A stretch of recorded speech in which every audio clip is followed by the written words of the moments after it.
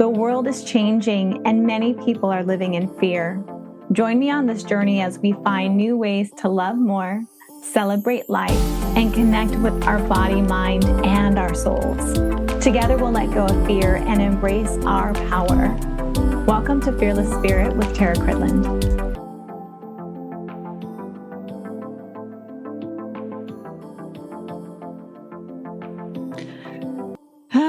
Welcome back. There has been so many changes already. I don't know about you, but I have had some big ahas and healings. And funny enough, I didn't even look at my notes for this part 4 of this 5-part series. And it was exactly what I was going to talk about anyway. So isn't it divine? So episode 4 is about integrating spiritual practices for personal growth. And that was exactly what I was and am going to share with you. So interestingly, I have suddenly been, I know I've said in the past, I've channeled and I channel Higher Self Collective, but something has changed. So something has become more aligned in my frequency and my vibration of my body with my channeling. And even my partner has said that the channeling sessions, and I've been listening to them. Oh my gosh, one of them I will actually probably see if I can edit the part where they actually talk about how to ask for what you need and how to believe you're going to get it. It was so powerful, even for me. I'm hearing this in my own voice, and I'm just like, oh my gosh, like this. I want to take this and edit it and then just have it playing on replay all day long. It was such a powerful, energetic reminder of understanding how spirit works that does not resonate with us in the 3D world. It is so much more big and powerful. So I will talk about that a little bit. In the meantime, this channeling that I do is something that was newer for me. It's only been a few months that I've actually been channeling the Higher Self Collective. I have been a channeler of light language for over 34 years, but I didn't realize even that was channeling. It's so fun and mind-boggling to me, even as a spirituality teacher and embodiment coach and teacher, how there's certain things that even I didn't fully grasp until recently.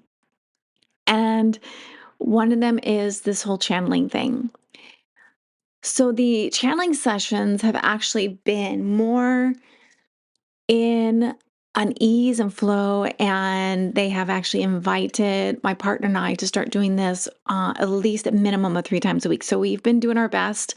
The first week that happened, it was a few days in between because my body decided I needed to be in my moon cycle time a lot earlier than planned. So I just went literally with the flow, pun intended. And what I discovered was that I wasn't allowing the channeling to happen as fluidly because I didn't trust. I did not trust that what was happening was real or that somehow it was me. And what I realized is I had this moment where I just get out of my own way. I got out of my own way and I said, you know what? So what if it is me?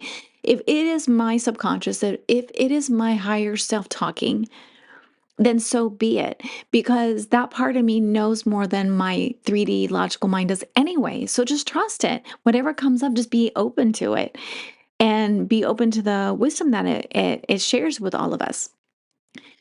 So what he fed back to me was that the channeling used to be more this broad, kind of universal, kind of big voice type speaking, and now it's more my style of talking. There are some things that are said that I wouldn't normally say myself, so it continuously confirms for me it's not really me fully. Of course it is me, because whenever you're a channeler, a part of your essence and your thought process and how you speak is going to come through, because whoever's channeling through you is going to utilize a lot of times the verbiage that we use to be able to communicate with others. And even he said it felt more personal. It felt more like a direct conversation. There's more direct instructions and guidance. And so some of the things that I wanted to bring up today is how we actually integrate spiritual practices for our personal growth, but in our everyday life.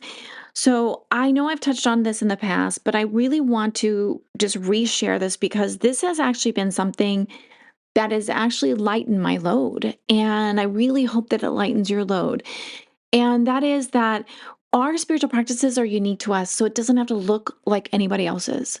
And what I mean by that is I have a busy mind and I have a part of my body, my lower hip and back, that was badly injured in 2019 in a really bad car crash.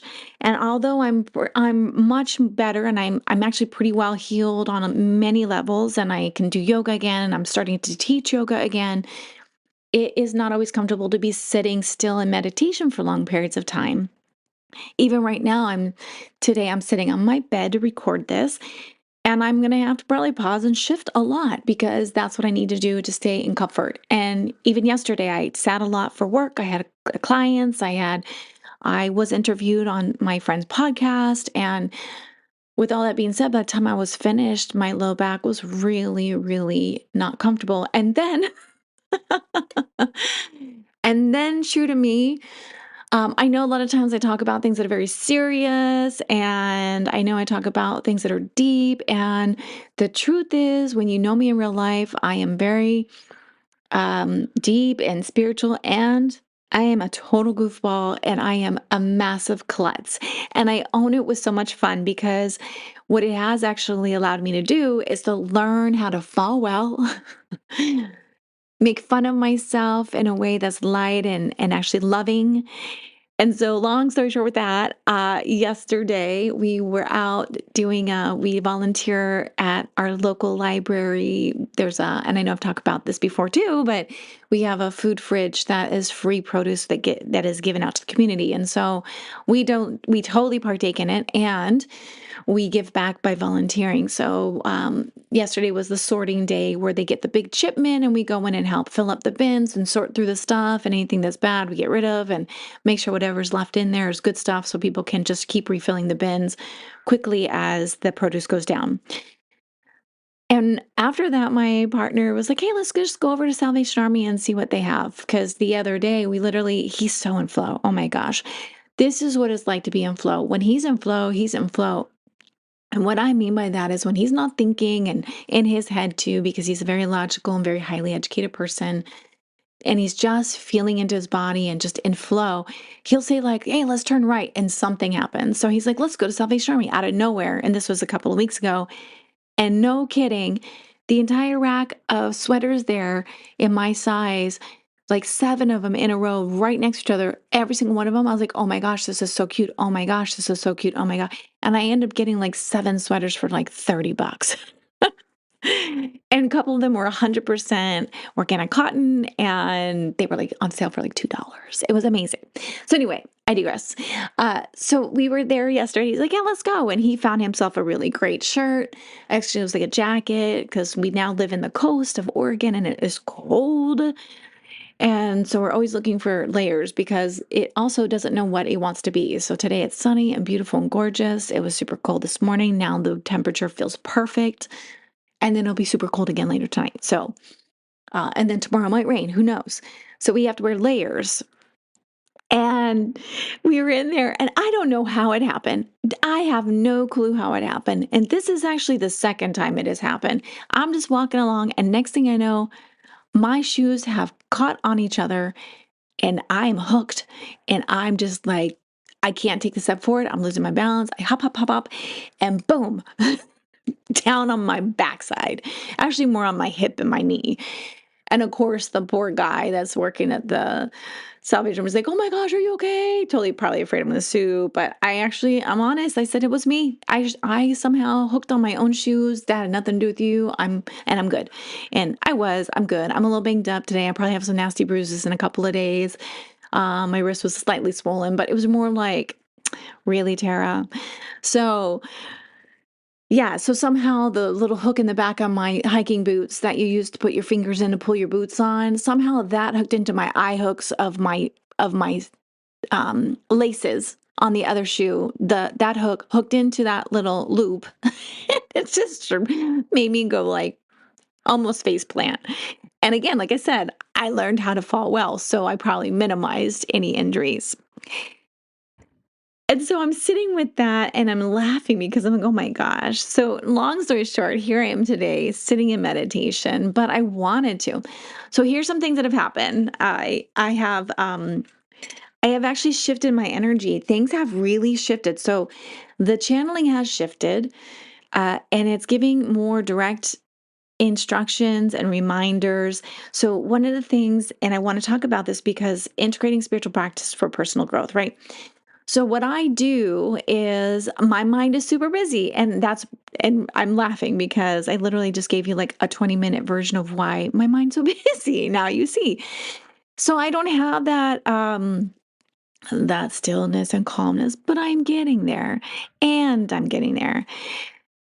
And my mind usually goes all over the place. So I'm not one to sit and meditate for hours on end, but I am constantly and continuously connected to spirit, talking to them in my head together, just in deep gratitude. I bless my food every single time before we eat. Although last night I made the best tacos. I have a tortilla press now. I'm making my own tortillas.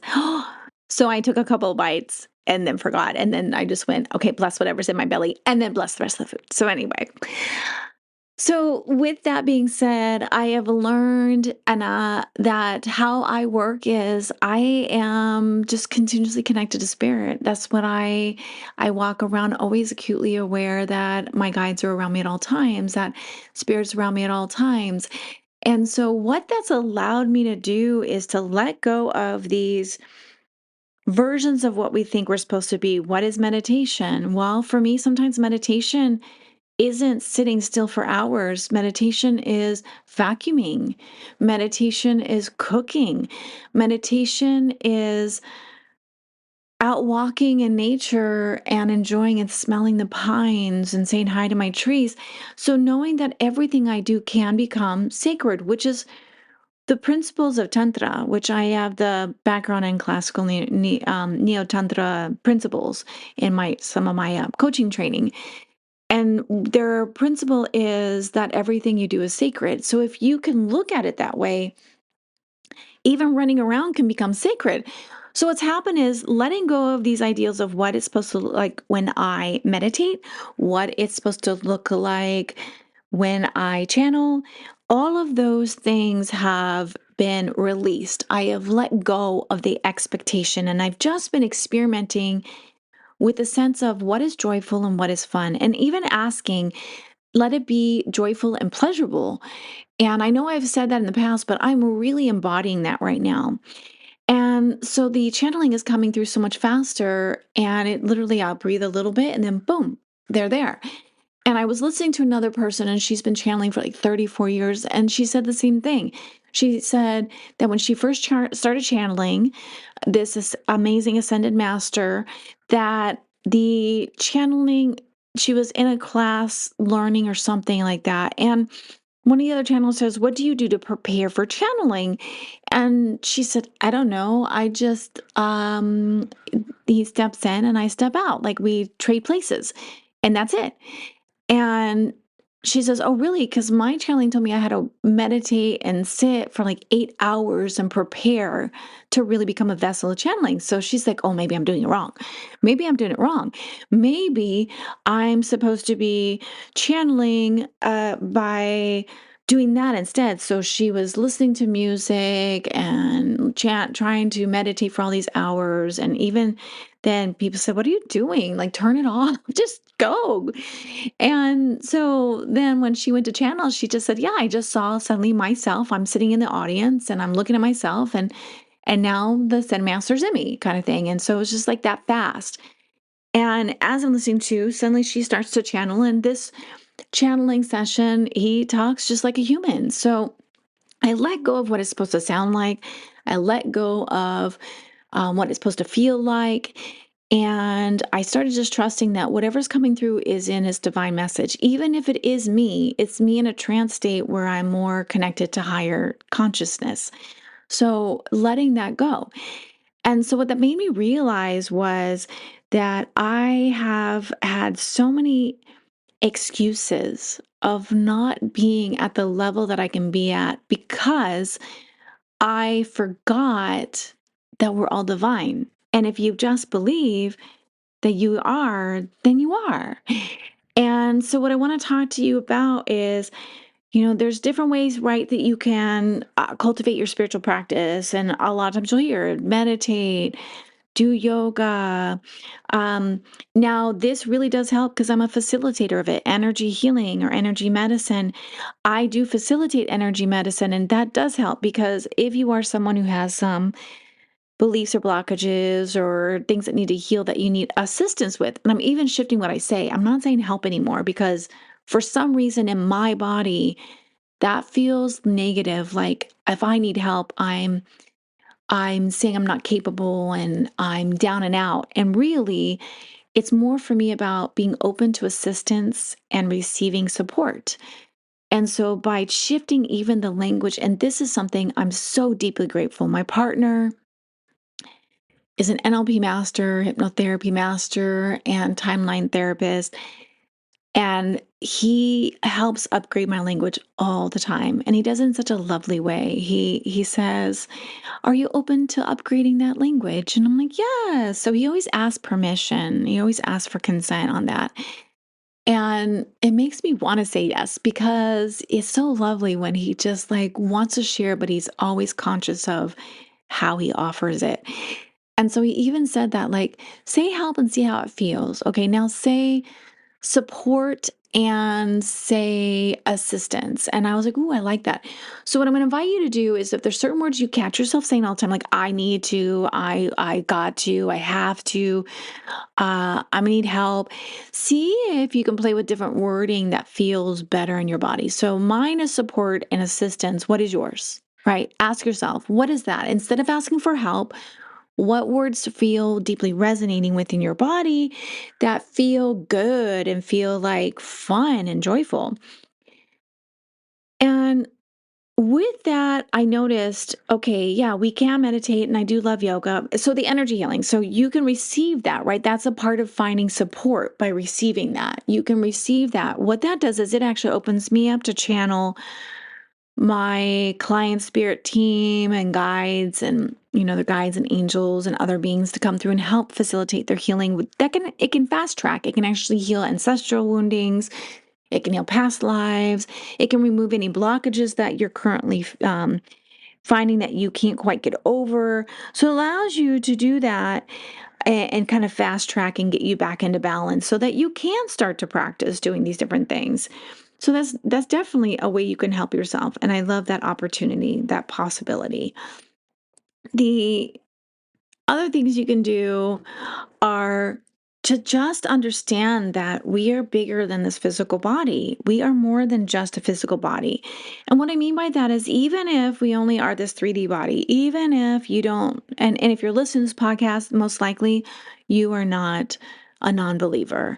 You are someone who is interested in expanding your consciousness and is looking for ways to do that, even in the physical healing realm, because that is what I do first. First and foremost, what I am most passionate about, what I've got so clear on is I am going to be getting and taking the steps that I need to get certified. Oh, I just realized something. Oh my gosh, I'll share it in another podcast.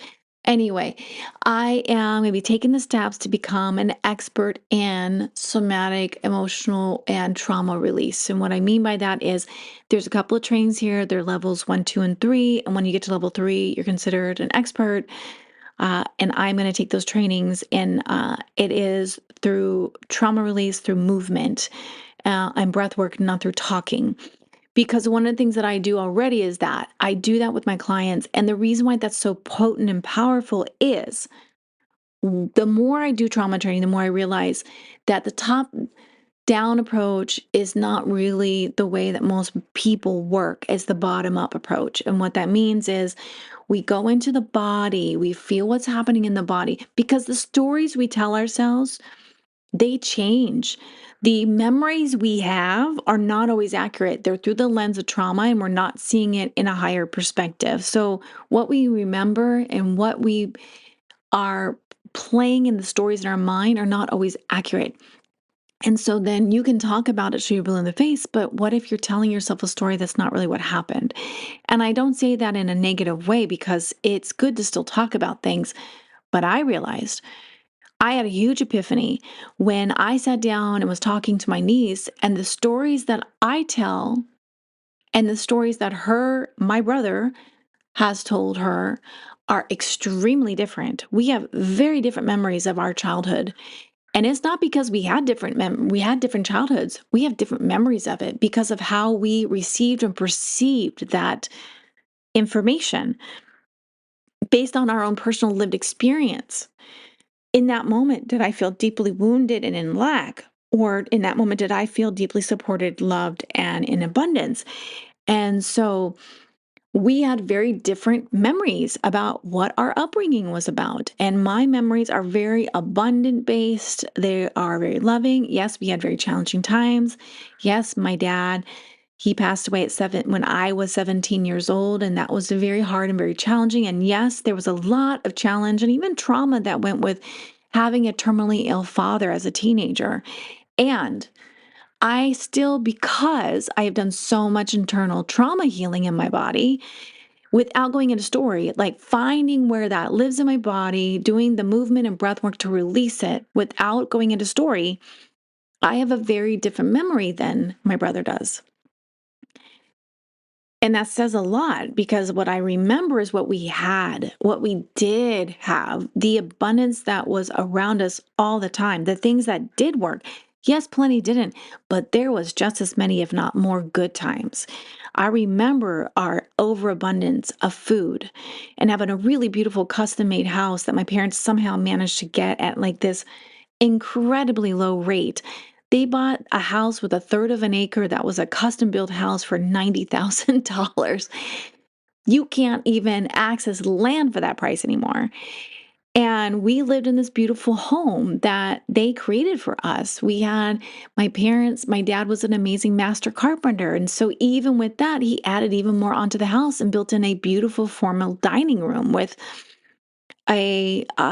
built-in speakers and all that. And I say that to share because my dad also was terminally ill and dying, and he still managed to find ways to bring in this beautiful way of living, even in his darkest nights.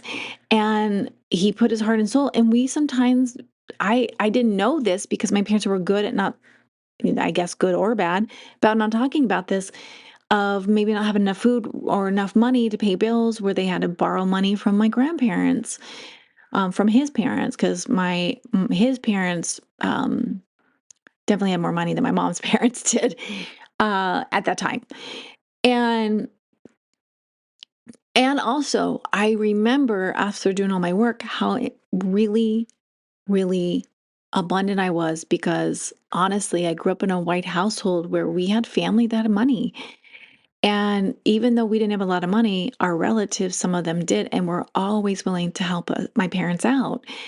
And so, even in that, I'm now living close to my dad's sister, and the stories that she shares are very different than the memories and experiences that my dad had. They did not have the same parents, and yet they did. Right. And so the way they treated her as a female was very different than the way they treated my dad as a male. And there's a lot of trauma in the family for the females over the males. And I didn't realize that till recently. As I start to talking, things get opened up more. I'm like, wow, I'm kind of in shock of some of the things that I've discovered about my grandparents that I didn't even know. And yet I understand, because I do so much of this work, where that came from. And I have love and compassion. And it doesn't change how much I love them, but it does give me a new perspective. And so going into that, remembering, so that's my passion. My passion is to help people go in and get really, really, really healed and regulated in their physical bodies.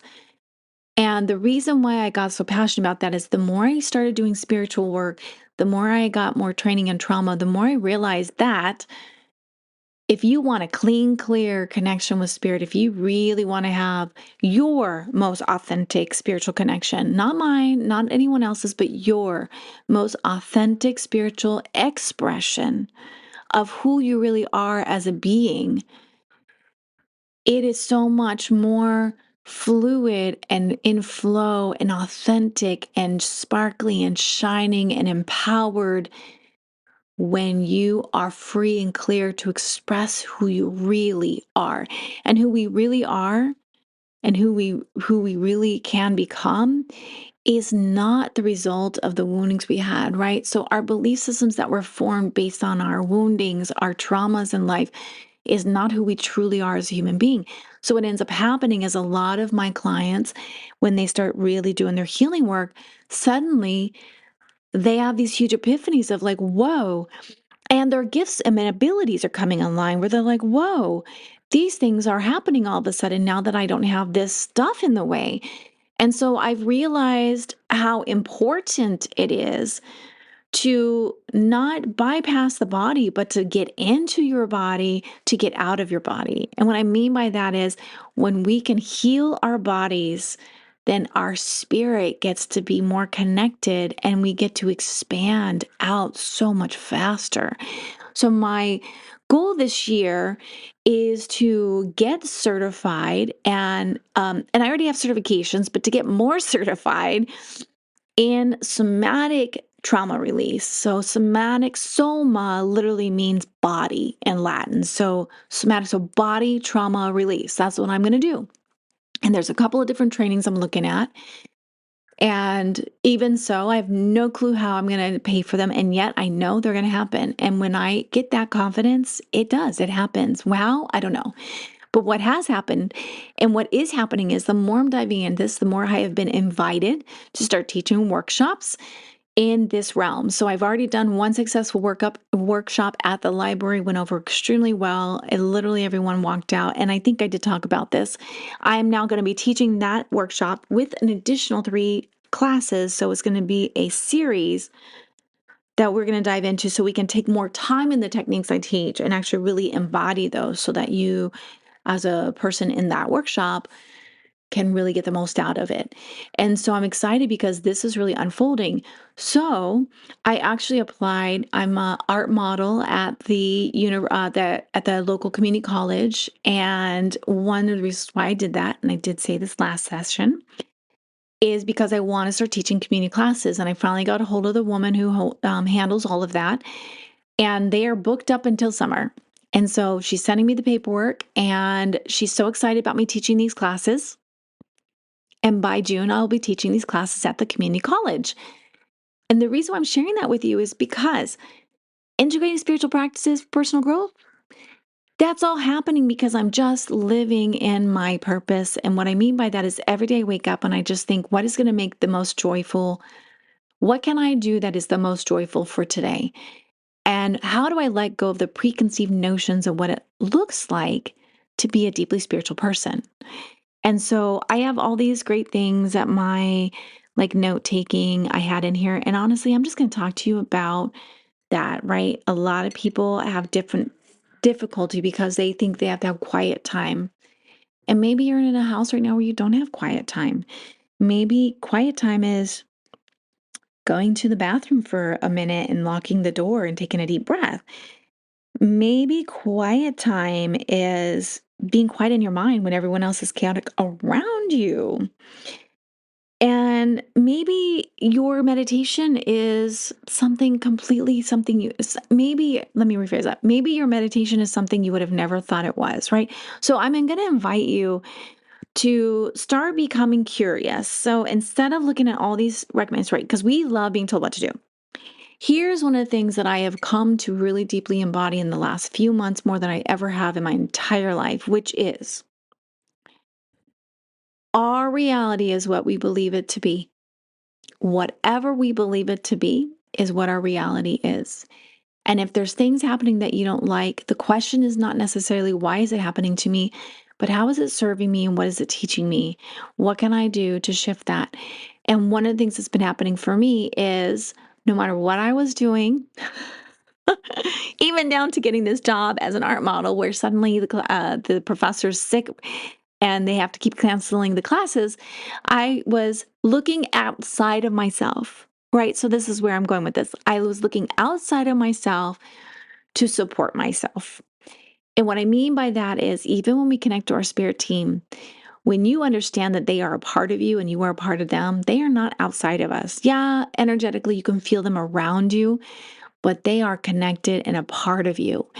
So when you understand that, your higher self, creator, your spirit team, all of these beings that are around you on your behalf, your ancestors, they are a part of you. You are not needing to go outside of yourself. It is all there within you. And so that is the thing I have deeply embodied is understanding that if it is a part of me, if everything is a part of me and I'm a part of it, and I can look internally for this assistance, then that means I can trust the voice in my head if it's telling me something loving. If it's the voice in my head that's victim mode, and that is a voice in my head, but that's not my higher self. That is not my part of me that is understanding the bigger picture, right? That's that little limbic system part of me that's in my trauma and telling the stories. So I can identify the part of me that is scared and not trusting. And I can now differentiate that part of me that is loving. And now this is something that's been happening even not just for me, but for my clients where they're catching themselves talking to themselves with more love. And the reason why that's happening is because as they begin to heal internally their physical beings, their bodies, and they're shifting their behaviors naturally, it's becoming easier to talk loving to themselves. So that's why it is so important to really allow yourself permission to heal your physical internal body of the woundings and the traumas. And you just automatically notice that things change. Like literally their behaviors, the thought processes and the narrations in their head have literally changed, mine included. I will wake up sometimes and my higher self will be talking to me with so much love. Even my dreams, if they're processing dreams, they used to be dreams of victimhood or being caught in something. And now, any situation in my dream, I'm able to say, okay, well, let's go this way because it's safer. Or I have these processing dreams where I am literally empowered every single time and there's healing and love. And even if it's standing my ground and telling somebody maybe in the real world that I wasn't able to do in the past, standing my ground and saying, you will not do that, you do not have power over me anymore, that's happening in my dreams. And so without even trying, this stuff is just automatically changing.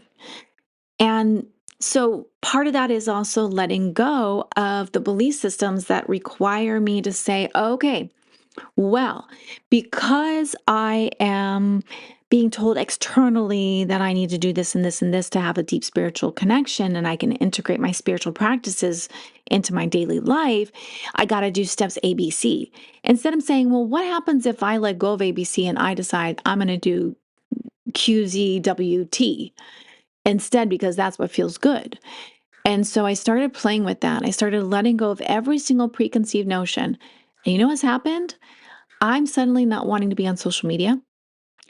Uh, for the first time in I don't know how long, I watched a couple of like silly action movies. My daughter was in a mood to do that, and it was her days off. And it's one of the ways that she feels connected. So I said, okay, sure. Normally I say, no, I'm not in the mood, but really just she's been kind of holed up in a room from exhaustion for so many weeks that it was nice to have her out. So I was like, yeah, let's do it. And what I noticed was this. I noticed all of a sudden, and I know a lot of you feel this and you know this, but I was like blown away that all these movies literally didn't matter what the subject was, they had the exact same cookie cutter scenes in them. They literally were like maybe different actors, but even some of them, the character names were the same. It was crazy. Same names, same script, same behavior, same scene. You could have literally taken that scene and implanted it in the other movie and not even seen the difference because it was the exact same. And I thought, oh my gosh. And that was in every single action movie. They're literally the same. And I thought, I used to think these things were so entertaining. And I used to think, and mind you, if you get pleasure out of it still, go for it. This is not about judging anybody else. This is what I'm discovering about me. And I invite you to discover the cool new things about yourself. And so I realized that I just am not connected to any of that anymore. So I actually deactivated my Instagram account. People go, "Oh my gosh, how could you do that? No one's gonna hear about your business." Well, guess what? I never got business from Instagram anyway. Not a single client ever came from that. So I'm not really missing it. And I somehow realized I'm not even missing the reels and all that, because what I started noticing was when I got on Instagram suddenly and I start scrolling and watching these videos, I would feel physically and energetically so drained, and I couldn't even think of what to do. I was having difficulty meditating. I was having difficulty doing a lot of things. And it was minute, and I didn't spend a lot of time on Instagram. So I can only imagine people who are doing it for hours on end. And then I realized, even on Facebook, oh, but I connected all these people over these years. But the truth is, most of these people, we're in different parts of our lives and we don't connect anymore. And if we're meant to, I know that we will reconnect, because a lot of them, and up until recently, most of the people on my Facebook I know personally. And so they're in my contacts list. So if I disappear on Facebook and they really want to contact me, they've got my number. So they'll just reach out. And I share this with you because I did an experiment like this years ago. And so there's this false belief system that if we disconnect from that, we lose our connection. But that's not true, because the truth is, I'm more connected with my current community than ever before. And I had a successful, thriving massage business for 15 years. I've been doing it for 25 years now, but for 15 years, I did that full time in my own business. And I did not build that through any advertisement except word of mouth. Literally, I had a full schedule and supported my children as a single mom with pure word of mouth. It was being in community, and people who knew me, took my yoga classes, were recommended by their friends. They booked with me.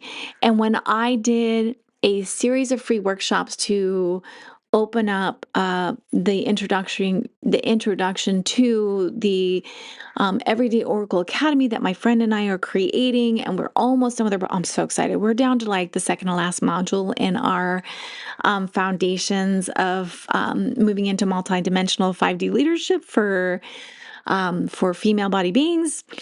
Super excited. We had 1 to 3 people on every single workshop that we did for free. And what I realized even in that moment was not a single one came from social media. They were all my warm market. They're people who have worked with me in the past, or they're people who have met me recently, or they're people who know me through my partner. And so I had to, and this is common because I want to share this, because this is also a theme I see throughout different parts of people's lives in being a coach as well. What I realize is most of my clients who work with me directly, they are working with me because they are wanting to become really healed and whole and in healthy relationship, not just with themselves, but with people around them. And the theme is this, that somehow we cannot make it on our own and survive without fill in the blank. So many of us think that we cannot survive without connection to social media and the people we're connected to on social media. And so we keep holding on, because what if that one person on there makes all the difference? But the truth is, what I realize is a lot of these content creators, if there's someone I really like, they're on YouTube too. So I can follow them on YouTube without getting the death scroll or all the other things that go with that. I can just watch that video I wanted, and that's it. And so things are changing. I'm probably going to do a YouTube channel. I'm talking about it because I want to hold myself accountable, because it keeps coming up. One of my passions is cooking gluten-free goodies. And so I'm going to probably do like gluten-free baking and spirit time. And so keep an eye out for that. It'll probably be on my normal channel, Tara Cridlin. And I don't even have anything up yet, but I will. I'm shifting. And so I'm sharing all this because in this integrating spiritual practices for personal growth theme, what I'm discovering is, for me, I am being called back into where I was when I look back, the most thriving time of my life besides now, because I love being 50 and I love the things that are happening. But when I was in the most successful, thriving time of my life, financially even, I was not on social media. I was not watching, matter of fact, I didn't even own a TV. I was just out living life, following the thread of joy. And somehow I convinced myself that that no longer worked. And yet here I am finding that that still works better than anything else. And I am going to still make these podcasts because this is my way of getting out to those of you who want to hear or connect. But what I'm going to invite you to do, so let me just change this up and make it all about you, is go into a sense of curiosity. So I actually downloaded because I follow Lee Harris. He channels what are called the Z's, and it's pretty cool. And he's an intuitive as well. And he did his yearly energy outlook and forecast. He does that monthly, but this was the special one that was scheduled for the year. And he was on tour. He's actually now doing music again as well as channeling. And he was on tour. And right towards the end of his tour, he got laryngitis really bad. And so his doctor actually recommended that he still speak and not at all. So no speaking for the next 2 weeks. But because he had this scheduled and promised to be here, he still popped on and he had some like cue cards he was putting up and his producer was reading them. And what he did instead to make sure he followed through is he actually wrote it all down. So he still has a combination of channeling from disease and his own intuitive hits and forecast readings. And he wrote it down in a PDF. And I'm so glad he did. Oh my gosh, I'm so glad he did because as I'm reading it, I feel like this is a private letter to me. And one of the things he said is, so coming into curiosity, right? So right now in this next year, a lot of things are going to be going backward to go forward. So if you feel like, and I'm sharing this because today, um, I'm recording this right now because I have time. Because normally on Tuesdays and Thursdays, I'm inside of an art studio posing for sculpting class. And the professor has been sick this week. And so I got up and got ready as usual because I didn't know if he was going to be well or not today. And sure enough, I got a last minute email saying he's still not well and he did try to go to school, but he has to go home. Class is canceled, which means no work for me. And that in itself is like really deep because they pay me really well when I'm there. So when I'm not there, that's 7 hours this week that I'm not getting paid. And that's okay because I'm going to trust that that's coming back. Well, actually, I know it's going to come back times 20 because what I found out from one of my channeling sessions I just recently did is whatever we think we need, we always need so much more and we get to ask for so much more. So even in the channeling session, they advise, like, if you need, let's say $1,000, ask for 3,000 and even more, and be open to all the gifts and the different ways it shows up, not just cash. Does it show up in gifts, found money, resources, opportunities? Like, be open, but know that it is true and it is already done and that they are already doing this with you. And so it was, and also, it was really cool because they reminded my partner and I through this channeling session, they are not human. And so they don't have the same mannerisms or what do you call it, manners as we do. And the way that what they basically recommended was don't worry about how or what you say. Don't worry about what you're saying it. Worry about how you say it. And what they meant was like if you said, hey, where's my fucking money? And you said it with joy, they'd be like, "Oh, well, it's already on its way. Awesome." But if you're like, "Oh man, you didn't give it to me. Where's my fucking money?"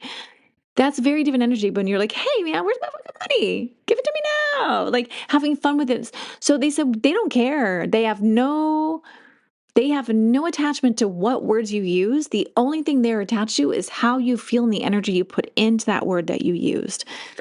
And I'm going to share an example. So last night, my daughter wanted tacos because my partner bought me a tortilla press, which I know I said earlier. And so I've been making because a lot of corn products give me a lot of stomach upset. So I thought, well, is it the corn or is it the other stuff they're putting in it? So I got really nice masa that's from Mexico that's non-GMO for now. And it turns out all you need to make corn tortillas is literally masa and water, and it turns into these amazing tortillas. So I made those last night for the second time, turned out even better than the first time, and I'm getting really good at it. My partner's of Mexican descent, so I wanted to get really good at making some food that he loves. And and so her comment was, she took a bite of the taco and she went, "Oh, fuck you. I will never be eating a regular taco from anywhere else ever again. This is so good." And it was really funny because normally I'd be like, "Excuse you, why are you talking to me like that? I am your mother." And last night I had an experience because I've been listening and really embodying this channeling where literally she said that and my body didn't even pick up on the fact that she used the F word, right? It didn't even pick up the fact that she said fuck you to me because the energy in it was, wow, mom, this is so good. That was what I actually received. And so it helped me to understand real time what they're talking about. That it doesn't matter what words you use, it matters of the energy, the intent, and the belief that is behind those words. And so, with that being said, come into curiosity. I'm inviting you. Come into curiosity this week. Sit some time and journal a little bit and say, how can I rewrite my story around what spirituality even looks like for me, not for anyone else? If I had no references, no social media inundating me with how to be properly connected to spirit, how to be properly in my meditation, and I say properly in parentheses, right? Because this is based on their learnings and their belief systems. If I could just be me, if I was like a primitive person living out in the forest all by myself, and I was deeply connected to spirit, what would that even look like and feel like? How would I even go about it? So coming into this curiosity of, well, if I'm super busy and I'm always in, oh man, I should be getting off social media like Tara just said, or I should be doing this like Tara just, no, don't do any of that because I'm sharing with my experience. Find what's really working for you and do more of that, right? So if just going for a quick walk or even just saying a little prayer and connecting while you walk from your house to your car and using that as a quick, like 30-second meditation, and that really works for you, do more of that. See how you can put that in. One of the librarians, she was talking about how she's really connecting to the chant Loka Samasta Sukhino Bhavantu. And she's like, yeah, but I don't have time to sit down and just do it. And I said, you know what? You're a librarian. What if you chant it in your own mind while you're putting books back on the shelf? What if, as you're re-putting back checked in books on the shelf, you sing in your own mind, Loka samasta sukhino bhavantu, and see if you can do that throughout the day and see what happens. And she literally looked at me and went, I never even thought of that. I never even thought of how can I turn a mundane task into a moment of contemplation and meditation and connection. So just becoming curious for you when you are out and about running around, can you turn that into a spiritual connection? Can you find a way to make time for yourself? And sorry if you hear any background noise. There's actually more activity today in the neighborhood, but it is so beautiful. I am not closing the window. Uh, can you find time to just connect, even if it's a second?